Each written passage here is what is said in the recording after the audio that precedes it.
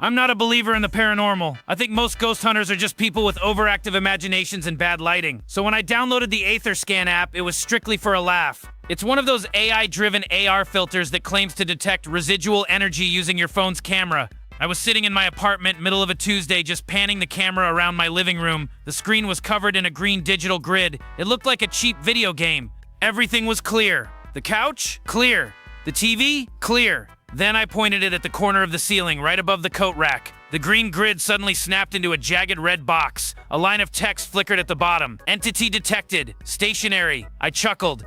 Nice try, devs, I muttered. I walked over to the corner, waving my hand through the empty air. There was nothing there, obviously. No draft, no shadows, just white drywall. But on the phone screen, that red box stayed locked. It didn't drift, it didn't lag, it sat there like something was perched on the crown molding, looking down at me. I decided to test the AI's tracking. I backed away, keeping the camera fixed on the corner. That's when the text updated. Entity status active. The red box started to move. It didn't fly, it crawled.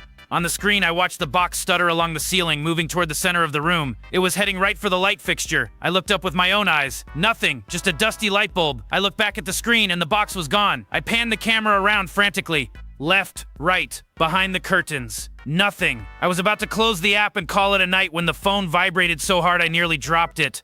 The front-facing camera, the selfie cam, had triggered on its own. I was staring at my own face on the screen. My eyes were wide, my skin looked pale under the phone's glow. And there, right behind my left shoulder, was a small pixelated red square.